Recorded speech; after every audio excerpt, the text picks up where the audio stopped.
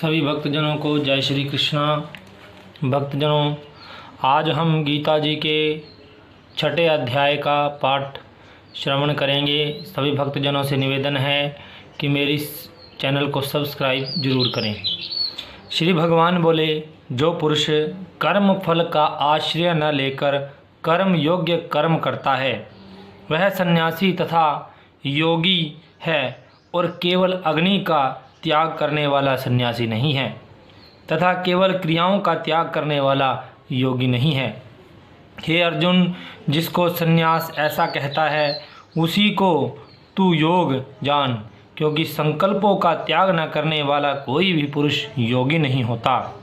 योग में आरूढ़ होने की इच्छा वाले मननशील पुरुष के लिए योग की प्राप्ति में निष्काम भाव से कर्म करना ही हेतु कहा जाता है और योगारूढ़ हो जाने पर उस योगारूढ़ पुरुष का जो सर्व संकल्पों का अभाव है वही कल्याण में हेतु कहा जाता है।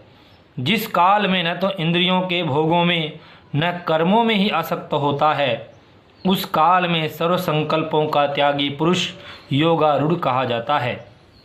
अपने द्वारा अपना संसार समुद्र से उद्धार करे और अपने को अधोगति में न डाले, क्योंकि यह मनुष्य आप ही तो अपना मित्र है और आप ही अपना शत्रु है। जिस जीवात्मा द्वारा मन और इंद्रियों सहित शरीर जीता हुआ है उस जीवात्मा को तो आप ही मित्र है, और जिसके द्वारा मन तथा इंद्रियों सहित शरीर नहीं जीता गया उसके लिए वह आप ही शत्रु के सदृश शत्रुता में बरतता है। सर्दी गर्मी सुख दुख आदि में तथा मान और अपमान में जिसके अंतःकरण की वृत्तियां भली भांति शांत हैं, ऐसे स्वाधीन आत्मा वाले पुरुष के ज्ञान में सच्चिदानंद घन परमात्मा सम्यक प्रकार से स्थित है। अर्थात उसके ज्ञान में परमात्मा के सिवा अन्य कुछ है ही नहीं। जिसका अंतःकरण ज्ञान विज्ञान से तृप्त है, जिसकी स्थिति विकार रहित है, जिसकी इंद्रियां भली भांति जीती हुई हैं और जिसके लिए मिट्टी पत्थर और स्वर्ण समान है, वह योगी युक्त अर्थात भगवत प्राप्त ऐसे कहा जाता है। सुहृद मित्र वैरी उदासीन मध्यस्थ द्वेष्य और बंधुगणों में धर्मात्माओं में और पापियों में भी समान भाव रखने वाला अत्यंत श्रेष्ठ है। मन और इंद्रियों सहित शरीर को वश में रखने वाला आशा रहित और संग्रह रहित योगी अकेला ही एकांत स्थान में स्थित होकर आत्मा को निरंतर परमात्मा में लगावे। शुद्ध भूमि में जिसके ऊपर क्रमशः कुशा मृगछाला और वस्त्र बिछे हैं, जो न ऊंचा हो न बहुत नीचा हो, ऐसे अपने आसन को स्थिर स्थापन करके उस आसन पर बैठकर चित्त और इंद्रियों की क्रियाओं को वश में रखते हुए मन को एकाग्र करके अंतःकरण की शुद्धि के लिए योग का अभ्यास करे।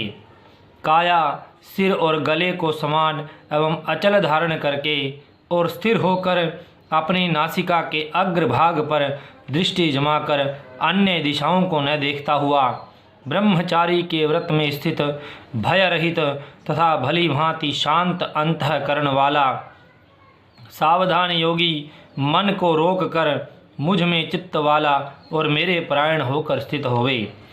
वश में किए हुए मन वाला योगी इस प्रकार आत्मा को निरंतर मुझ परमेश्वर के स्वरूप में लगाता हुआ मुझ में रहने वाली परमानंद की पराकाष्ठा रूप शांति को प्राप्त होता है। हे अर्जुन, यह योग न तो बहुत खाने वालों का, न बिल्कुल न खाने वालों का, न बहुत शयन करने के स्वभाव वाले का, न सदा जागने वाले का ही सिद्ध होता है। दुखों का नाश करने वाला योग तो यथा योग्य आहार विहार करने वाले का, कर्मों में यथा योग्य चेष्टा करने वाले का और यथा योग्य सोने तथा जागने वाले का ही सिद्ध होता है। अत्यंत वश में किया हुआ चित्त जिस काल में परमात्मा में ही भली भांति स्थित हो जाता है उस काल में संपूर्ण भोगों से स्पृहा रहित पुरुष योग युक्त है, ऐसा कहा जाता है। जिस प्रकार वायु रहित स्थान में दीपक चलायमान नहीं होता, वैसी ही उपमा परमात्मा के ध्यान में लगे हुए योगी के जीते हुए चित्त की कही गई है। योग के अभ्यास से निरुद्ध चित्त जिस अवस्था में उपराम हो जाता है और जिस अवस्था में परमात्मा के ध्यान से शुद्ध हुई सूक्ष्म बुद्धि द्वारा परमात्मा को साक्षात करता हुआ सच्चिदानंद घन परमात्मा में ही संतुष्ट रहता है, इंद्रियों से अतीत केवल शुद्ध हुई सूक्ष्म बुद्धि द्वारा ग्रहण करने योग्य जो अनंत आनंद है, उसको जिस अवस्था में अनुभव करता है और जिस अवस्था में स्थित यह योगी परमात्मा के स्वरूप से विचलित होता ही नहीं, परमात्मा की प्राप्ति जिस लाभ को प्राप्त होकर उससे अधिक दूसरा कुछ भी नहीं मानता और परमात्मा प्राप्ति रूप जिस अवस्था में स्थित योगी बड़े भारे दुख से चलायमान नहीं होता, जो दुख रूप संसार के संयोग से रहित है तथा जिसका नाम योग है, उसको जानना चाहिए। वह योग न उकताए हुए अर्थात धैर्य और उत्साह युक्त चित्त से निश्चय पूर्वक करना कर्तव्य है। संकल्प से उत्पन्न होने वाली संपूर्ण कामनाओं को निःशेष रूप से त्याग कर मन के द्वारा इंद्रियों के समुदाय को सभी ओर से भली भांति रोक कर क्रम से अभ्यास करता हुआ उपरति को प्राप्त हो तथा धैर्य युक्त बुद्धि के द्वारा मन को परमात्मा में स्थित करके परमात्मा के सिवा और कुछ भी चिंतन न करे। यह स्थिर न रहने वाला और चंचल मन जिस शब्द आदि विषय के निमित्त से संसार में विचरता है, उस विषय से रोक कर यानी हटाकर इसे बार बार परमात्मा में ही निरुद्ध कर। क्योंकि जिसका मन भली प्रकार शांत है, जो पाप से रहित है, जिसका रजोगुण शांत हो गया, ऐसे इस सच्चिदानंद घन ब्रह्म के साथ एक ही भाव हुए योगी को उत्तम आनंद प्राप्त होता है। वह पाप रहित योगी इस प्रकार निरंतर आत्मा को परमात्मा में लगाता हुआ सुखपूर्वक पर ब्रह्म परमात्मा की प्राप्ति रूप अनंत आनंद का अनुभव करता है। सर्वव्यापी अनंत चेतन में एक ही भाव से स्थिति रूप योग से युक्त आत्मा वाला तथा सब में समभाव से देखने वाला योगी आत्मा को संपूर्ण भूतों में स्थित और संपूर्ण भूतों को आत्मा में कल्पित देखता है। जो पुरुष संपूर्ण भूतों में सबके आत्म रूप मुझ वासुदेव को ही देखता है और संपूर्ण भूतों को मुझ वासुदेव के अंतर्गत देखता है, उसके लिए मैं अदृश्य नहीं होता और वह मेरे लिए अदृश्य नहीं होता। जो पुरुष एक ही भाव में स्थित होकर संपूर्ण भूतों में आत्मरूप से स्थित मुझ सच्चिदानंद घन वासुदेव को भजता है, वह योगी सब प्रकार से बरतता हुआ भी मुझ में ही बरतता है।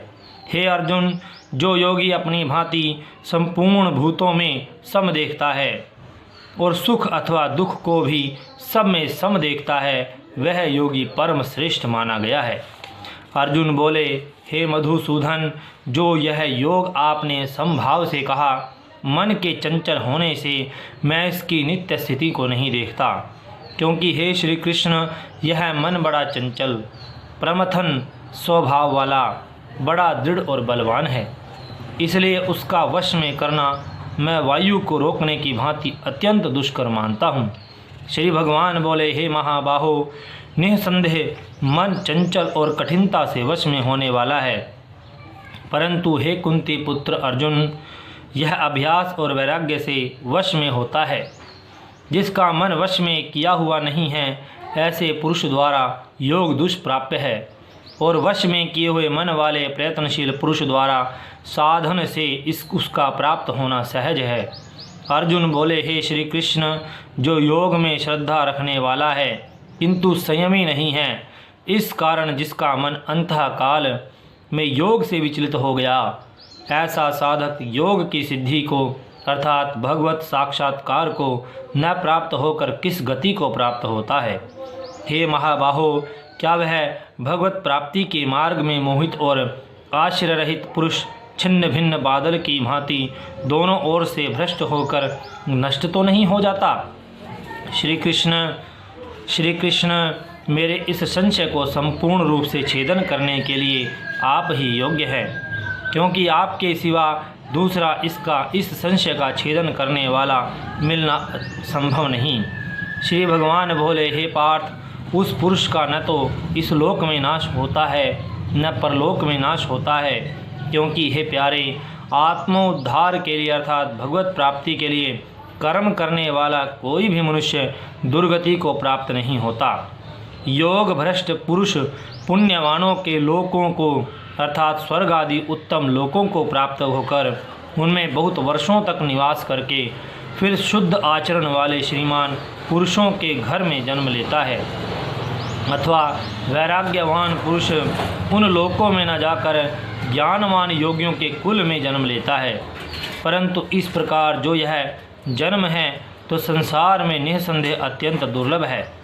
वहाँ उस पहले शरीर में संग्रह किए हुए बुद्धि संयोग को अर्थात समबुद्धि रूप योग के संस्कारों को अनायास ही प्राप्त हो जाता है, और हे कुरुनंदन, उसके प्रभाव से वह फिर परमात्मा की प्राप्ति रूप सिद्धि के लिए से बढ़कर अत्यंत प्रयत्न।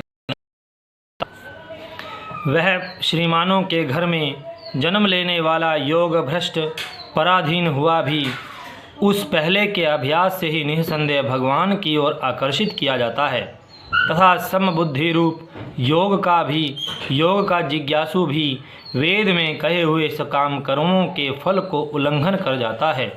फिर प्रयत्न पूर्वक अभ्यास करने वाला योगी तो पिछले अनेक जन्मों के संस्कार बल से इसी जन्म में संसिद्ध होकर संपूर्ण हो पापों से रहित हो फिर तत्काल ही परम गति को प्राप्त हो जाता है।